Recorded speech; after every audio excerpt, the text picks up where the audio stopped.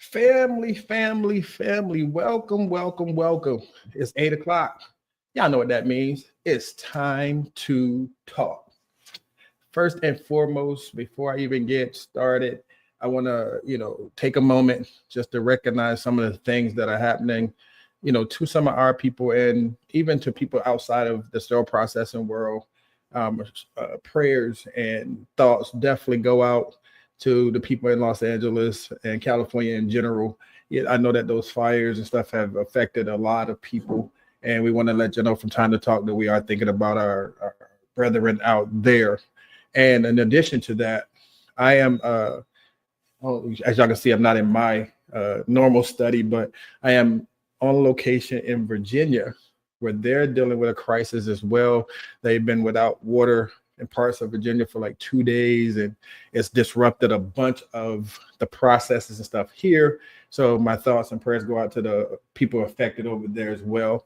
But yeah, just tragedies that keep, showing us the resolve that we as a people have, and things that, affect our everyday life that you don't normally think about, for us that aren't affected by fires, or for us that haven't had to go through, a loss of water for days.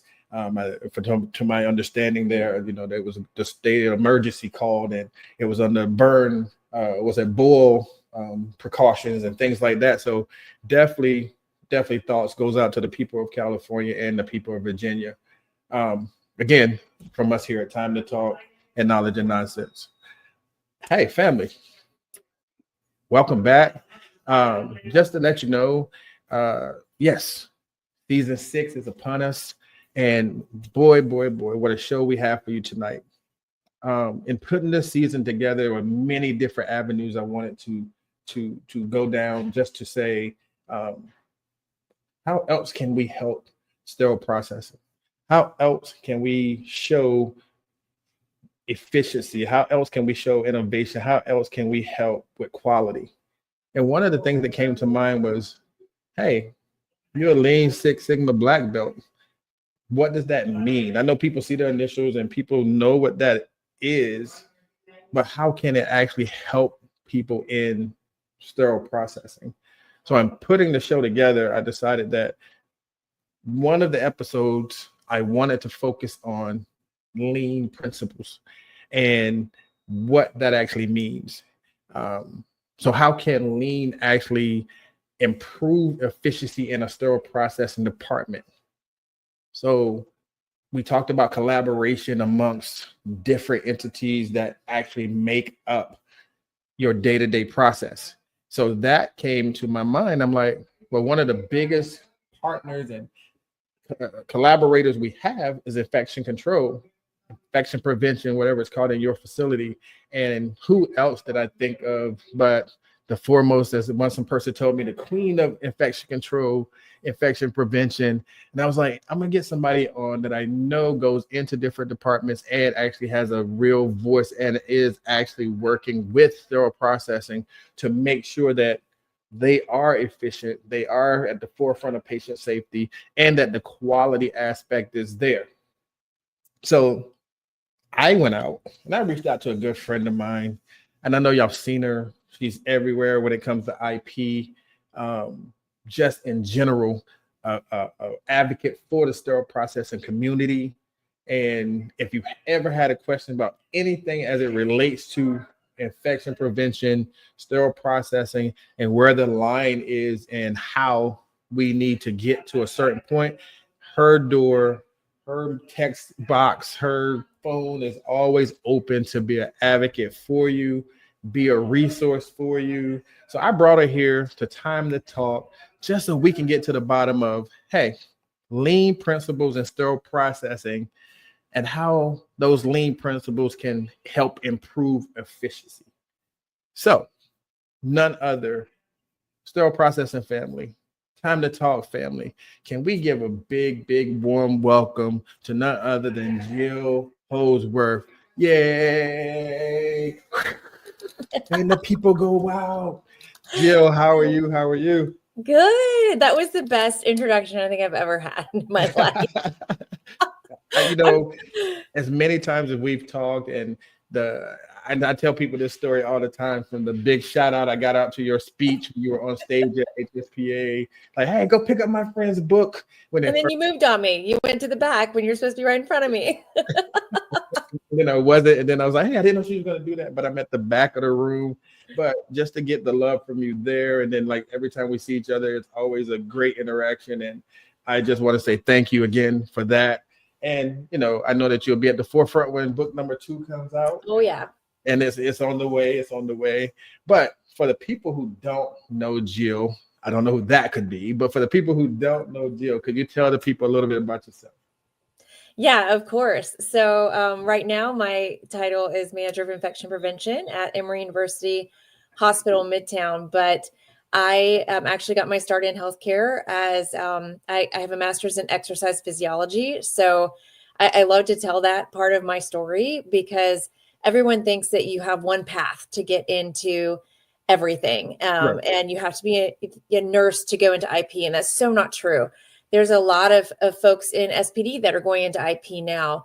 There's people that are lab techs. There's microbiologists. There's people from all walks of life that are going into IP. So basically, if you want to do it, you can. So I was an exercise physiologist doing cardiac rehab, and I started doing IP in 2009. And, I got board certified. I put the work in to get my CRCST, which the 400 hours took more than 2 years, but I did it. So every time we talk about lowering the hours for IPs, I strongly disagree every time we talk about that, Right. Because it's important. So I did that in 2007, got my CRCST, and just got my CHL this past year, because my dedication and my love for SPD and being an SPD, that is really my favorite part about my job, and just working with HSPA. So I've been doing this about 14 years now, I think was how it works out. But, Right. As an IP, you can kind of gravitate towards any part of our job. And that's just kind of the part that I gravitated to the most. And I've met some amazing people like some of you listening here, and that have helped teach me along the way, because as IPs, we do need help along the way to learn your craft. Well, we appreciate you actually taking the time to do those little things there, just the basics of getting your CRCST, getting your CHL, so you know where these people come from when they come with these questions. Even from the basic level of sterile processing, you have that certification. So when people come to you with those type of questions, you already know where they're stemming from. And now having the CHL from a manager's or leadership perspective, now you see how all of it ties together, from just coming in to actually honing your skills and now going into leadership. So having both of those, you actually can communicate on a level with both sets of people and it be informative. It's not like you're guessing. Like you know exactly where they're coming from. So family, in honor of Jill being here tonight, and I know we told you last week about the contest and how you can actually get into the drawing for the $25 gift card. So tonight's keyword is going to be IP. So when you comment with the IP, and then you'll get into the drawing and then see if you're our lucky winner of the $25 gift card. So that's in honor of Jill being with us here tonight. So Jill, so this season, efficiency, quality, and innovation. When I say those things, what does it mean to you?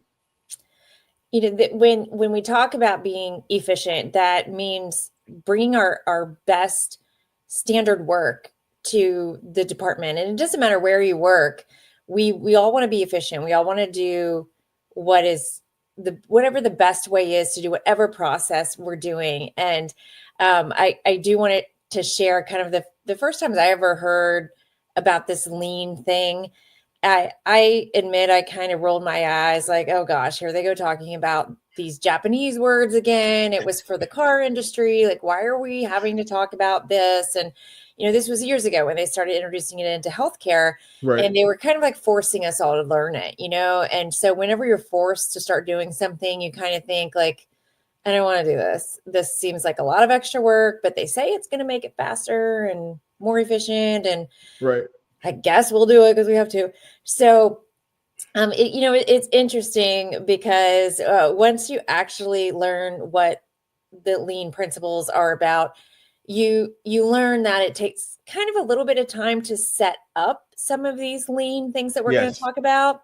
But once it's set up, it's really helpful, and it helps you organize. It helps you.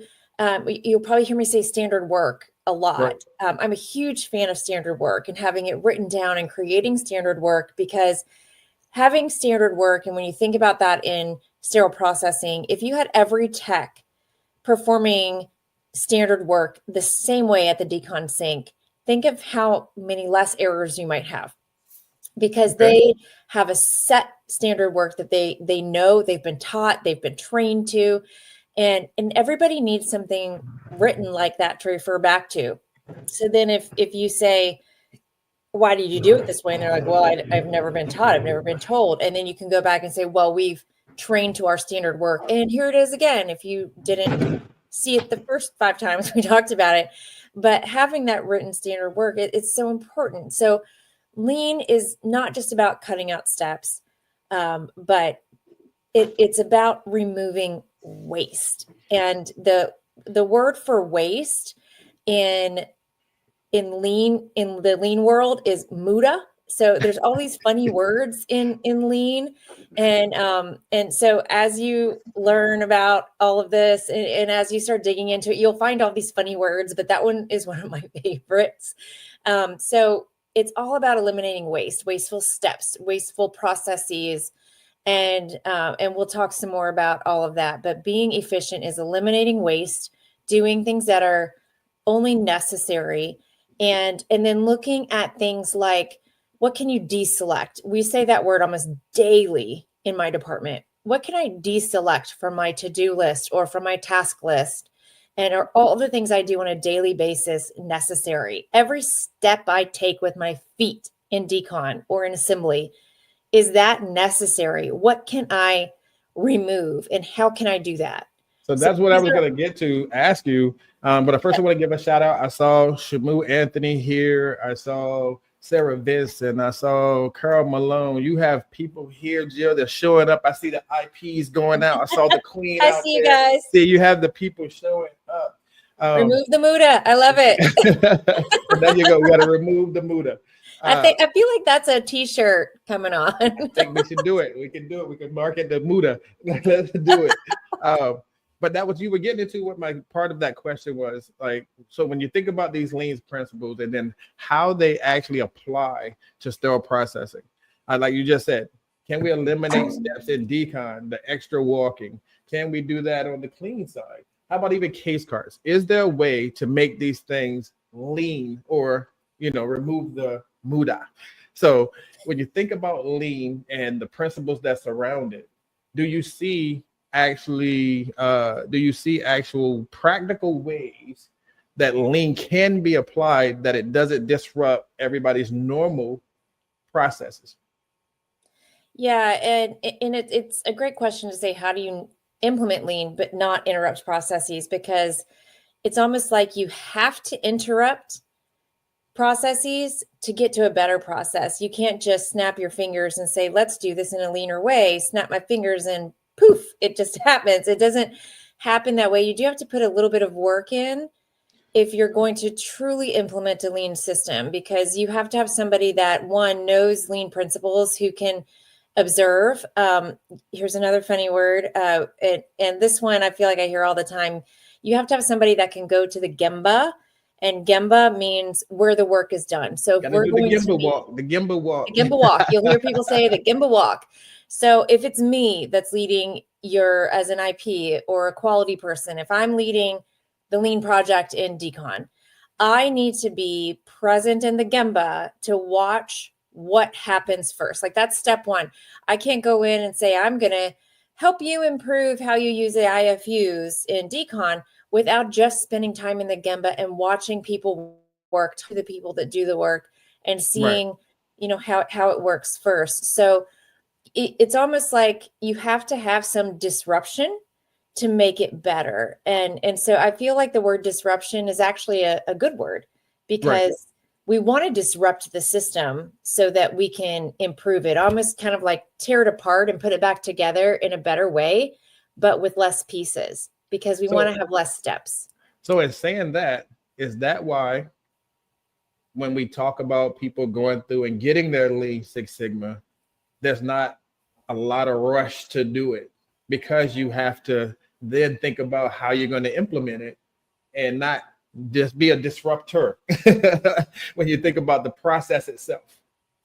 Yeah. I mean, as far as getting your certification, it's great to go through the certification because you learn how to put all these tools into place. You learn how to do all of these different things to get you to the same goal. And there's so many ways that you can do that. And one of the things that I think is really helpful in a place like decon, and I've done it in several places throughout the hospital, is a spaghetti diagram. It's like if Kenneth, if you're in decon, I would literally like have a layout of decon and put my pin right there and kind of like follow you on my paper as you walk around and see all the places that you're going. And is all of that movement necessary? How can we decrease that movement? And it ends up looking like a complete mess when you're done. But I need to see like where can I decrease his movement or make things closer to where he's working, or just get rid of steps altogether so that you can be more efficient, save time, save steps, and maybe you won't even be so tired at the end of the day. And that's a great point. I do have a follow-up to that question, but I'm going to do that right after this quick commercial. But we're talking about the spaghetti diagram. We talked about the Gemba walk and how all these things tie together. So we're going to tie it one more piece of that bow when we come back from this commercial.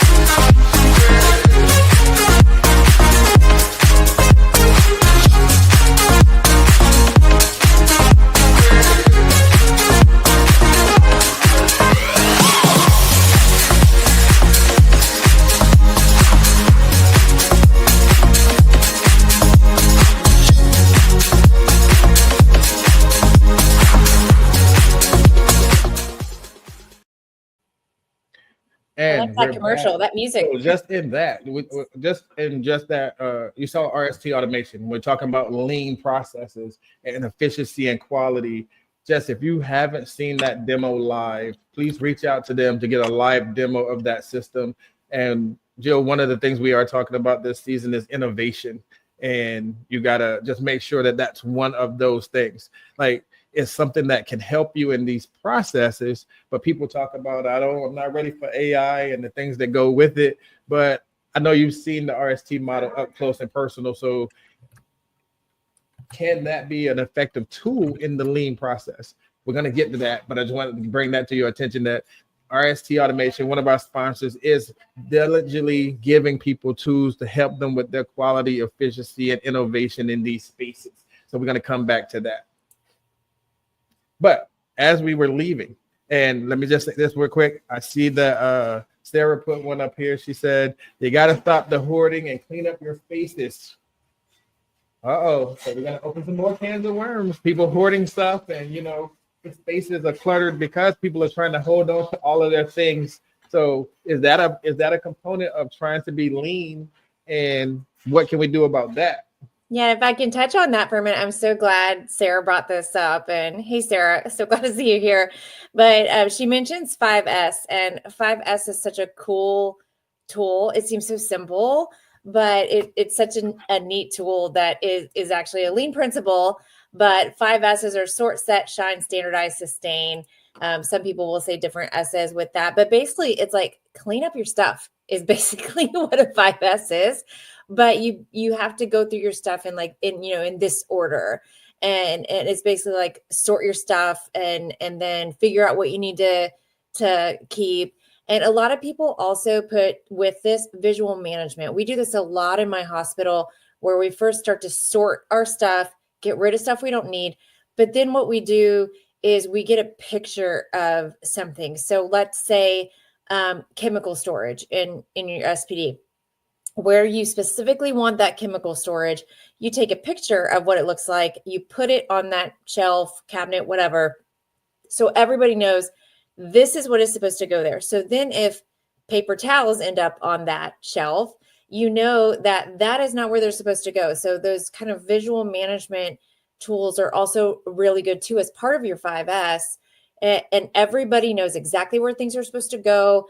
That you also know when things are empty, what is supposed to be restocked there, which is really helpful. So in saying that, and that leads to my next question, why is standardization important in sterile processing? And how does it relate to the lean process? Going through that Sigma course, I get exactly what you're talking about. Once you identify what's supposed to be there and you standardize the process, hey, this is where your cleaners go. This is where your brushes go. This is where your paper towels go. And then you see something out of one of those places. Accountability to that. How do you maintain that once you've done it? Yeah. So, well, there's a couple big things that you just said there. So, first, why is it important? So let's talk about that first. Why is it important to standardize? Why is standardization important? Yeah. So there's first standardizing how you store things, how you check things, how you do things like that with your supplies. That is a huge thing in and of itself, and not just where you put things, but are you grouping things together? And one of the funny things that I talk about in some of my presentations is you'll notice that grocery stores do lean things all the time. If you ever notice, like by the tissues, you'll see cold medicines and you'll see nasal sprays because they're putting things together in groups because they know that it's going to be easier for you to pick up things if they're grouped together. Or you notice that the queso dip jars are by the tortilla chips. Right. So, think about it that way. We're grouping stuff together that we're going to use together. So why are you stocking things all over the place when you need one thing over here and then you have to go to the other side of the department to get something else? You need to create less steps, get rid of that waste, put things together. So think about those things next time that you're running all around the department. Think like, okay, I just had to go here for this brush, but then I had to go over there for that brush. Why aren't all of the brushes together? Or why don't we have all of these things together? So there's less steps. And why aren't they close to the sink? Why are they on the exact opposite end of the department? So constantly think about how you can decrease the amount of steps. That part is why it's so important. The steps matter, and it decreases the errors. If you can group things together, it's going to decrease the amount of errors that you have because people are going to have everything they need right there because we are humans and we are going to do whatever is easiest. That is why we put hand hygiene dispensers by the gloves, because we know that if somebody has to walk an extra step to use hand hygiene before they put on gloves, they're not going to do it because they don't want to put in extra effort. So it's not just about eliminating waste. It's because we know how the human mind works and we need to make it as easy as possible. I wanted to touch on a few things. I saw a couple of people say something. One, they said, hey, when you're checking things or you don't check things, that's how you end up with all those expired supplies. Mm-hmm. They appear out of nowhere. And then, like Sarah said, there's a place for everything, and everything in its place makes it easy for all staff, that visual management. Yeah, you're right. If you have a picture there that says this is only where the cleaners go and you see paper towels there, something's out of place. So that visual management and making sure that what's supposed to be there is there. I like your example. And even Rebecca was like, when you check the bins, all the things you can find. And I've done that several times. I'm going around and check workstations and you're like, why is this even in here? like, why is it not in the tray that it's supposed to be? And why is this in there? So things like that. But yeah, down to like, here we go. There's that favorite answer that everybody has. Carol had to say it, didn't she? It is that because we've always done it that way. One of the most infamous statements ever uttered in the sterile processing. But I get that answer a lot in my role, and so we've come up with some creative answers for that. Like, well, that's nice, but we're gonna do it this way now. Or, well, did we do cell phones the same way that we did 30 years ago? No, because they didn't exist, or I don't remember when cell phones came out. But anyways, everything gets updated and changed, and we find better ways to do things. But it is hard. But yeah, and I love that Rebecca said check the bins, but because if you ever actually empty out those bins and look in the bottom of them, sometimes you find some unwanted dust bunnies and just all kinds of weird stuff. And so if you're overstuffing the bins with junk, hoarding, if you will, in the bins, then, those are the types of things that contaminate the things that we're using. And those are also the things that surveyors find, because those are the easy things for them to like pick up a whole thing of brushes and be like, wow, that's a really dirty bin. Do you ever clean it? But are people thinking that they're helping and being lean by overstocking the bin, making sure that people don't have to go in these different places to get a brush? Or, hey, if we keep it stocked this way, then, we won't run out. So people do think they're helping sometimes when they're doing this. So how do we manage that part of it? Like, the staff think they're helping. Nobody ever lets it get to the bottom, so they don't know those dust bunnies are there because you're overfilling the bin from the beginning. And somebody did mention, like, that's when you have the expired stuff. Right. You're just piling supplies on top of supplies. Is that beneficial? I think we have to keep reinforcing the first in, first out type of mindset as well, and why we do that, because I see this on the nursing floors all the time too. We have these little tiny supplies and needles and caps and things, and you just keep dumping more on stuff. And then you never get to whatever's at the bottom. And when surveyors come, they stick their hand in those bins and pull out whatever's at the very bottom and the very back, because they know that we do this. And, kudos to people for trying to be helpful and trying to make sure that we always have our stuff, but you should have a plan for what is the par level going to be on a daily basis. And you can hopefully figure that out by your daily volumes and whatnot. And if you're always running out, then you need to increase it for whoever stocks their supplies, but you shouldn't just be dumping as much as you can, because it can cause all sorts of problems. Denard is here. Denard he says, here. hello, folks. So Brian is here. I saw Brian jump in. So I have a question, but right before I have to go to this commercial, I'm gonna ask you this question, give you a second to think about it, and when you come back, we'll get your answer. Can you describe a time where you identified one of those bottlenecks in a sterile processing workflow, and what steps did you take to eliminate or reduce it? You identified the bottleneck, and how did you get them to reduce it or eliminate those steps altogether? And we'll get her answer when we come back from this commercial. We have had at least 12 leave in the past year. Our staff turnover problem is reaching a crisis point. Honestly, I think we're really feeling the need for a structured onboarding program at this point. We need a program to guide them from day one. It's really getting harder to attract and retain skilled professionals. Our younger hires are feeling really lost, and they're afraid to ask questions. Turnover's brutal. We just don't have the time to educate. We need something to ease that transition. It's become a real struggle to get them certified. Everything we touches a patient. Someone's loved one or family member relies on us. But I think e-learning before they hit the floor would be a game changer.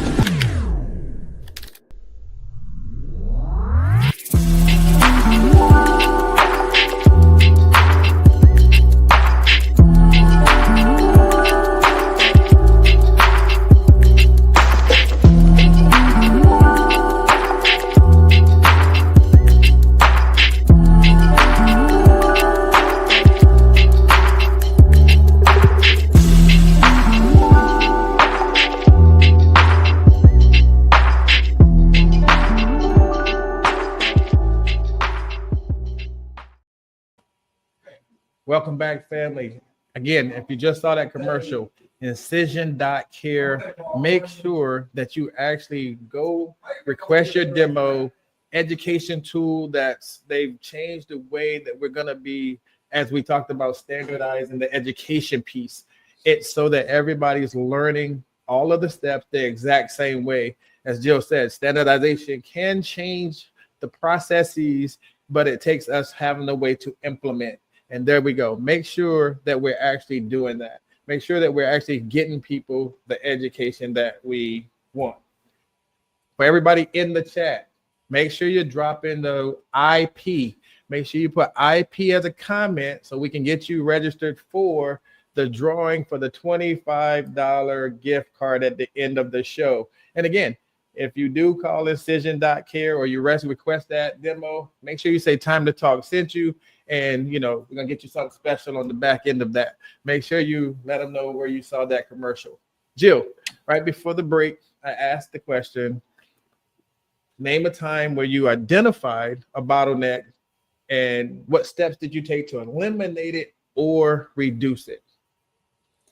Yeah, how did we do this? I haven't thought about this example in a really long time. And what's funny is at first, I think I created the bottleneck because it was it was an orthopedic center of excellence that I used to work at.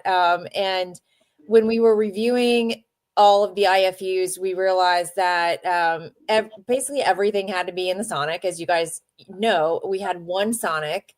And so I said, we have to use the Sonic. It's required. We're using the Sonic, et cetera, et cetera. So when I started telling them that, of course, decon got completely backed up. So that's why I say I created it, because I made them start following the IFUs. And so we started making a business case. We started kind of laying out how many trays do we have? How many cases do we have? And how many Sonics do we need? And so we had to, and I was the only IP in the facility, and this was really my first big IP job. So this team taught me pretty much all that I knew about SPD. So we worked really closely together with the OR, and we came up with a plan of how many Sonics we really needed if we were going to do this and not create that bottleneck and eliminate any wasteful steps. And we actually ended up adding 4 Sonics to that department to make sure that we could work efficiently, not create any extra waste or any time constraints. And that I had actually kind of forgotten about that. But my question, because you said it, my question, and it's off the subject, but it's still on the subject of quality and efficiency. Does every tray need to go through the Sonic? Well, did you always say that conclusion? I would always say to check the IFUs. I just wanted to hear you say it, because people are saying, I was at a facility and they put every tray in the Sonic.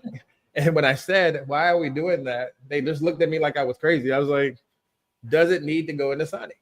Is it in the IFU that it goes in the Sonic? Yeah, I would say there are a lot of things, especially at an orthopedic center, that needed to go through the Sonic per the IFUs, but I always say, let's check the IFUs. I think there's probably some that a lot of folks are not putting in the Sonic that probably should, because they might be skipping it because they're like, we don't have time to do this. Let's just skip the Sonic step. And that's not okay either. So, and again, that's why standard work is so important, because it's there for a reason. It's in the IFU for a reason.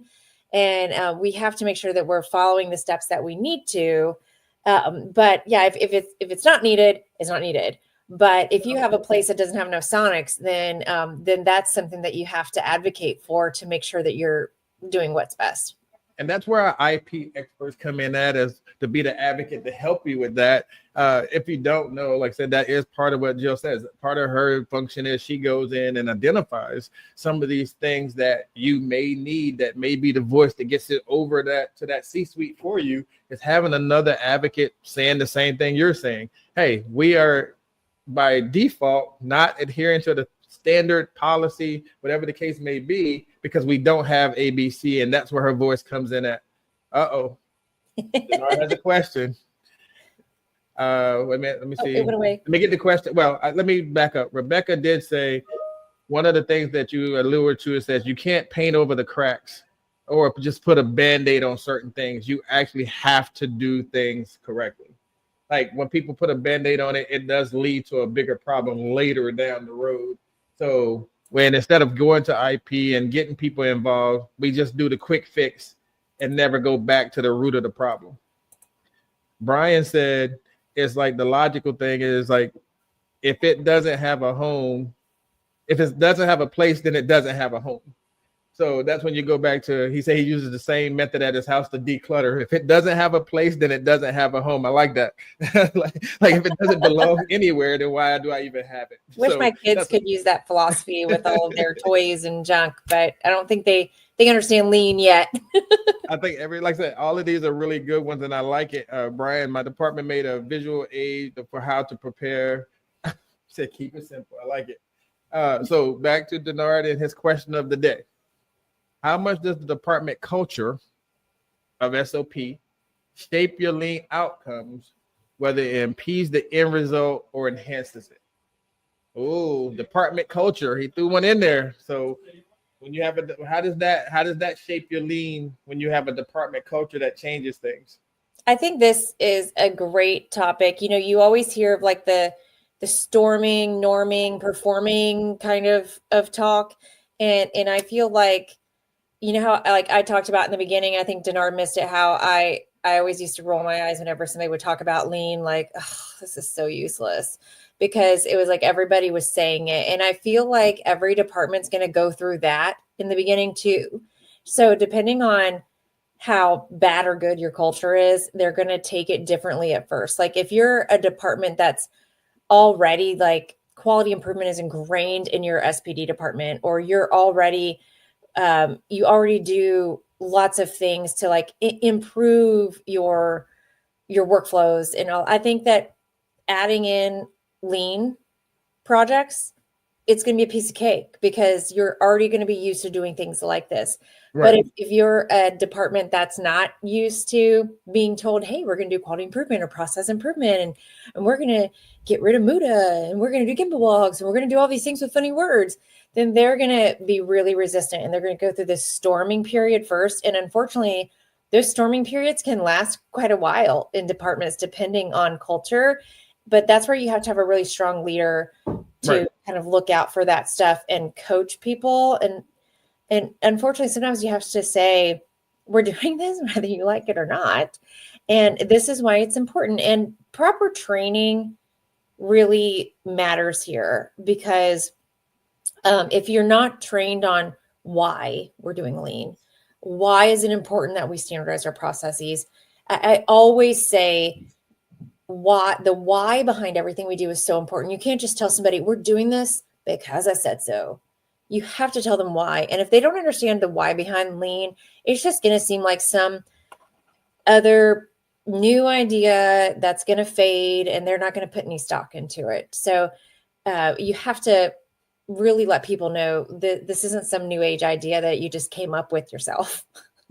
I saw the Time to Talk panel, and Knowledge and Nonsense said storming, not preform, like preforming, like storming, forming isn't pre-norming. Like you want to get something normalized, you do have to go through that storm. Yeah. You have to start formulate that process. But that goes back to something you said earlier in the show, is that do people want to disrupt the norm? Is that something that some managers may not be comfortable doing that because they have a limited staffing or they don't have those necessary resources to do things that right way. So Denard even says, I've seen departments with lean projects and they think they did something great, but they really didn't. So can a lean be lean but not be efficient? Yeah, I mean, I've seen the same thing, Denard. I've seen people that they do a project using lean principles, but it didn't do anything, or there were no results, or, you know, but they say, oh, we're doing lean projects. So I think that's also where if you're not used to doing lean projects, having somebody that knows how to measure success in lean projects, or really like helping you through it. We have lean project engineers is kind of what they're called, that kind of help us go through some of them when we're first starting out in projects.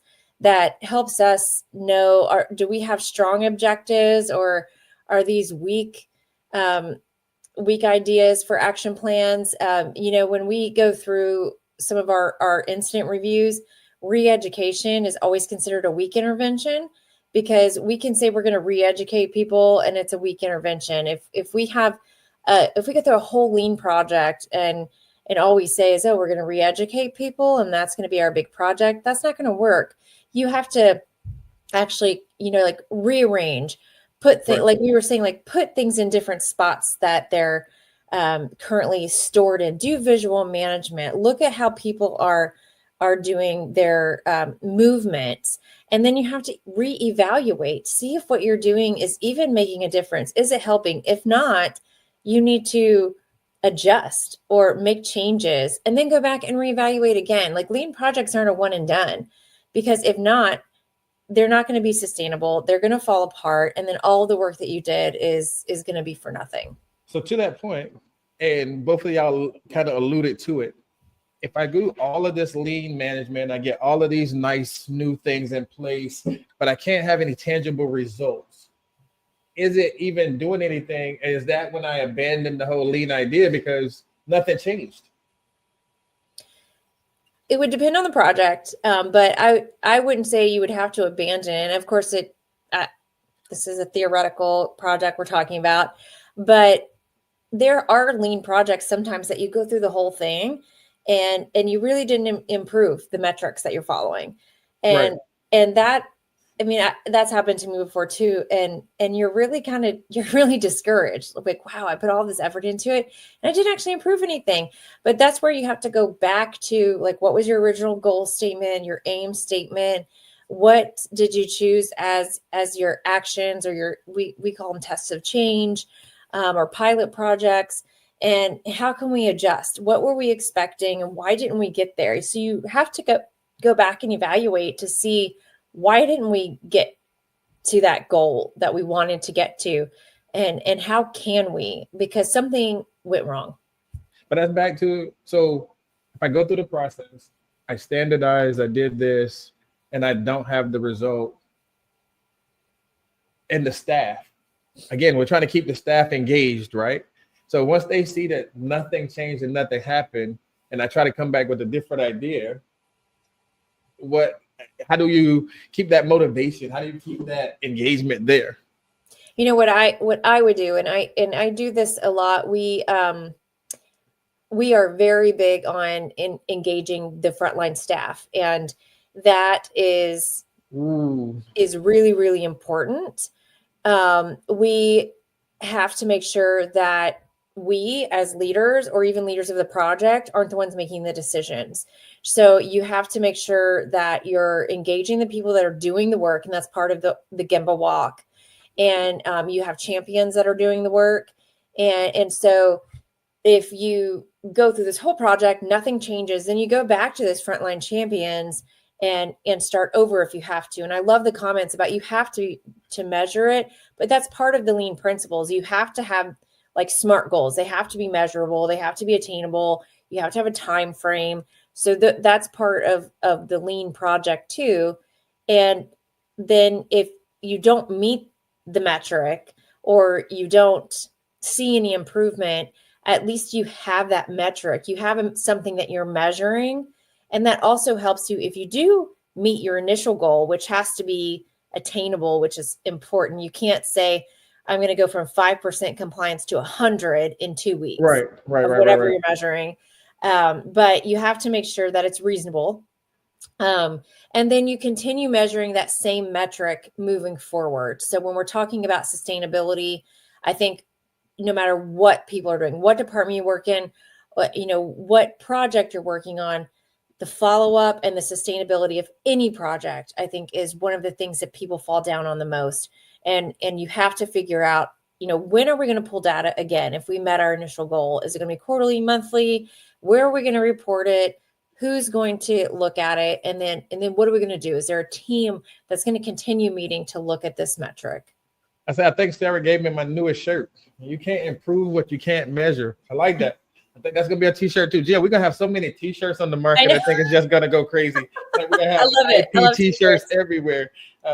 But yes, great content, great suggestions for people on how to improve their processes with the lean, adding in that lean factor. Denard tried to stump us, but you came back at it. So I'm Don't impressed challenge him, I'm please. impressed with that. But we definitely gonna get a little bit more deep into the lean process once we come back from this break. Again, put IP in the comments just to make sure that you're in the drawing at the end for the $25 gift card. Let me see those comments. IP, and we'll be back with more Jill Holdsworth right after this commercial.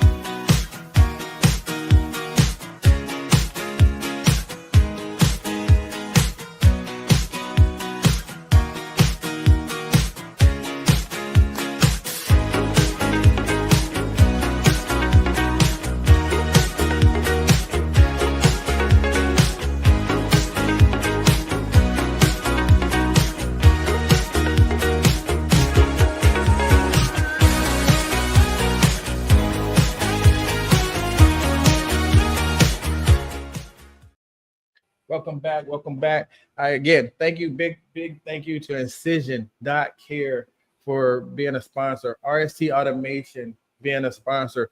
Definitely go and request your demos. Let them know that Time to Talk sent you. Go see how you can get some improvements to the processes you're already doing in your area. Just make sure that you reach out to them to get a demo to see how we can help you improve your efficiency, your quality, and you can get some of this new innovation that's coming out your way. And also, Kathy Martin, if you're in the chat, please let me know you're here. For those that weren't aware or didn't see the end of last week, Kathy Martin won the drawing last week. So we want to make sure that she gets her winnings, because if you don't know, you do have to be present the following week to receive your prize. So if Kathy Martin is here, let us know you're here so we can make sure you get your prize. If you win tonight, you do have to make sure you're here next week in order to get your prize. Sarah just made a good comment there. Whenever you're trying to do all of these things, the team has to be a part of that problem solving. I think you said it, like keeping them engaged, keeping them a part of the process is not saying, hey, you're doing this because I said do it.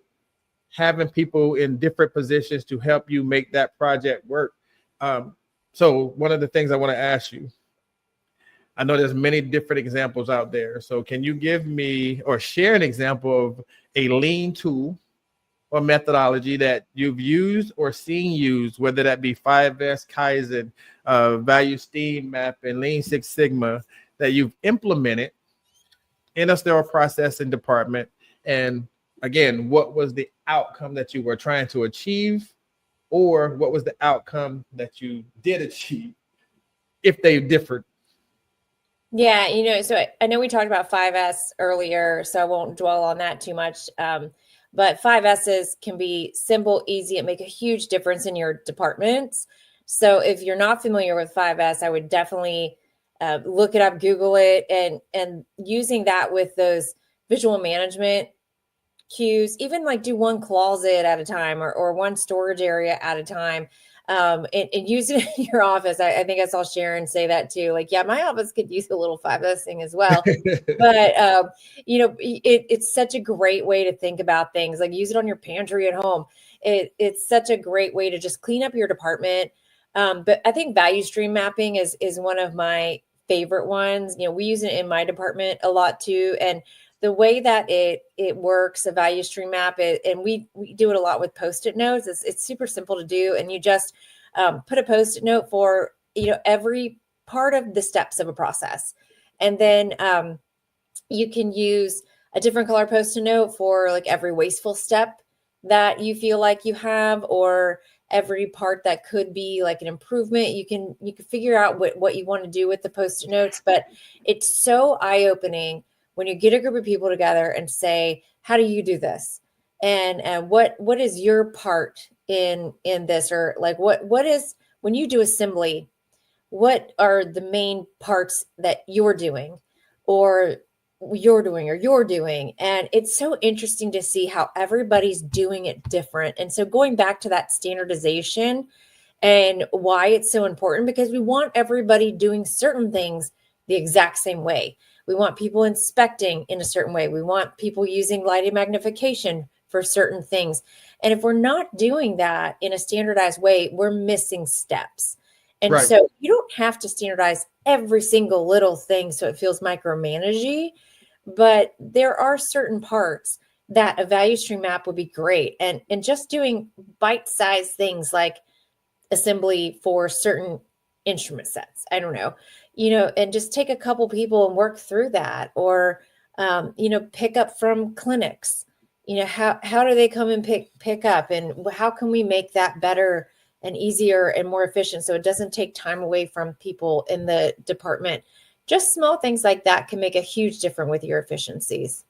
And I think the important part of what she said is there are many different tools out there. So we're not saying one is more efficient than the other. There are many. So do your own research, whether, like she said, whether it's 5S, which is very simple to use and implement, Kaizen, or for the people that are Lean Six Sigma, just finding what works for you based on what you're trying to accomplish. I think that's where we get into when people say, oh, I've heard people talk, and some people stop at the first level of Lean Six. I'm using Lean Six as an example because I'm a black belt in Lean Six. But you hear people say, oh, I got a green, I'm good. Oh, I got a yellow was hard enough. I'm gonna stay right here, I'm straight. Yeah. But it's always those next steps of what you're missing. And I'm not saying go out there, rush and try to get to the black belt the next day, but going through the whole program, you get to see how all of it ties together. And I think that's where we miss a lot of people, because some people do stop at the white. You know what? I'm Lean Six Sigma, I'm a white belt. That's just like knowing karate. Knowing that you're a white belt in karate versus knowing you're a black belt in karate, totally two different things. So trying to equate the different things. Got a couple of comments I want to make sure we get in. Hey, Donnie, how are you? As she said, great conversation. The road to success isn't a straight line. You can have the perfect goal in mind, but life does throw curveballs. The most successful projects aren't rigid, and it jumped away just that quick, aren't rigid. They bend, adapt, and evolve. And I think that's a perfect way to tie all of this together, is that, yes, there is no straight line to success. There are going to be things that happen. We look at just from sterilizers alone, how many people have issues with their sterilizers on a daily basis. We have an end goal, but if something happens in that process, like where we are in Virginia right now, they have no water. So, hey, we got to bust and ship things off to get back to a point of even trying to do surgery. But nobody planned for this part of it. Rebecca said, efficiency drives a culture of success. I always ask, are we working at our most efficient and optimal levels before making big changes or purchases? Are we jumping to 100 without first walking through each step to identify those areas for improvement? And I guess that is our Gemba walk. That is our taking that spaghetti and unraveling it to where could we have cut out this middle portion and made that straight line there, versus, as Donnie said, everything isn't a straight line, but it's getting us to the point where we can see those obstacles, work through it, put something in place, and make sure that we happen. Jill, so in talking about all of the lean and talking about standardization, when you have people who are trying to make these changes and improvements, what is some advice when you give them about reaching out to their other partners or other departments to help them get to this point? Because a Gemba walk can be more than just the sterilization person, more than just the SPD person. It can be more than just the IP person. Sometimes it takes those other eyes to see that process and be like, wait, why did you do that? And being able to receive that recommendation or that suggestion. How do you get people to do that part? Yeah, and so if you don't already know, you may have people who are very skilled in lean in your facility. You may have a whole department that are getting that are lean. We had a whole department in one of my last facilities that just did lean stuff. I would reach out to quality and see if they have somebody that specifically works on lean projects. If not, I guarantee you that your IP at least has some knowledge in lean. But it's really helpful to have somebody external to your department do those Gemba walks and kind of see with external eyes what some of the processes are and what some of those wasteful steps are. It's a little bit harder when you're in it every day to see the wasteful steps. It's easier for somebody else who maybe isn't to question and to say, why do we do this? Or why do we do this? And that actually will be a lot easier to start your lean project. And one of the things I just wanted to close with, you heard Kenneth say Kaizen, you heard me say value stream map. And as you're starting to learn about all of these lean tools, some of them take a lot longer than others. And so if you say like, I'm one person and I want to start this, so I don't have a lot of time, I'm just going to be doing it like in between my other stuff. A 5S might be a perfect place to start. If you're a leader and you're being given dedicated time, a Kaizen event might be better. Sometimes those can take a while. Rapid improvement events take a while. So it kind of depends on the amount of time you have, the amount of people and support that you have, to see which event or which project you start with. So as you start to learn some of these techniques, maybe a fishbone diagram is all you have time to do right now, but that's okay. Just start somewhere. CHL coming out. Look at that CHL coming out. Fishbone. I hear it. I know it. You got a couple of Denard don't want you to be done. So he asked the question and then Sarah jumped in to answer. So we're going to get both of those up. Sarah got my back. Denard said, when do you quantify those? I think it said, when do you quantify those results and then put it into a policy? At what stage does one quantify their data and actually make your process a policy? And Sarah said, we put it in an SOP and call it the best known way today. I love that, because you should strive for continuous improvement. So you're gathering all this data. Policy too. I caution people to make things policy, because once it's policy, it's set, it's done. You're held to it all the time. And so if it's something that needs to be a policy, absolutely. But I would just say, make sure that if it's policy, just know you're held to it by any regulatory agency that comes in. But an SOP is more like a protocol. So like Sarah said, you can always change it, update it as you continually improve. But a policy, you're going to be held to, and you'll get cited if you're not following it.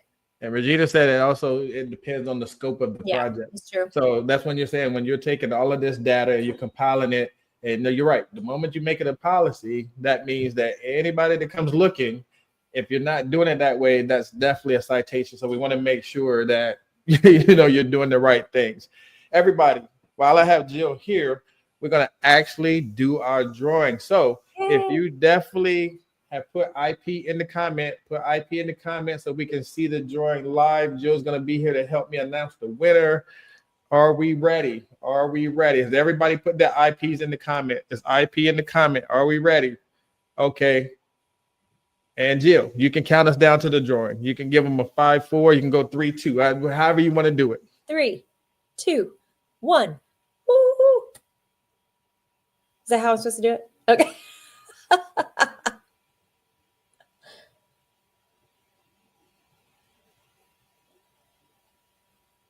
Yay! Carol! And we have a winner. Carol Malone is our winner for this week. So Carol, if you are still here, you have to come back next week. Let us know that you are here, and you will receive your $25 gift card. So thank you everybody for being here. Thank you for putting the IPs in the comments. Thank you for being a part of the show. So as I get Jill to round us out for tonight, Jill, anybody wanting to start a lean project, anybody wanting to learn more about the lean processes or the different things, what advice do you give that new manager or that new director who has been through a Gemba walk, who has had some citations, or who just see their plain, efficiency not where they want it to be? What advice do you give them to get them to that next level? I would say first start by asking your own leadership to see what kind of training you can have or go to if you haven't had any training. I also think there's some LinkedIn learning trainings that you can do for Lean Six Sigma. Don't quote me on that, but I think there might be. But you probably have some through your organization as well. Your quality department may even have some. But first, educate yourself as much as possible. Just start having your eyes open, learn as much as you can about lean. Once you start having that kind of lean eye, you'll start seeing things in your everyday life that you're like, oh my God, that's so many wasted steps right there. I cannot believe they're doing it that way. Like even when you like go to the grocery store or out somewhere. And so you'll start to see it in your everyday life, and it'll be so easy to spot things in your own department the more that you learn.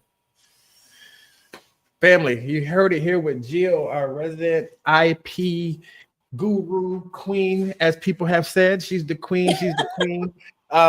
But definitely, if you need any help doing anything or getting information, definitely reach out to Jill. You can definitely reach out to me, and we can get you on the right path to getting your departments some of that, information, just to say, hey, this is something that I want to be interested in. And then, like she said, going to your leadership, seeing what you have already established at your facility, and there may be classes and stuff that's already out there, and we can help you look into that. But family, this has been Time to Talk. It has been a pleasure. Jill, thank you. Thank you. Hey, Lean.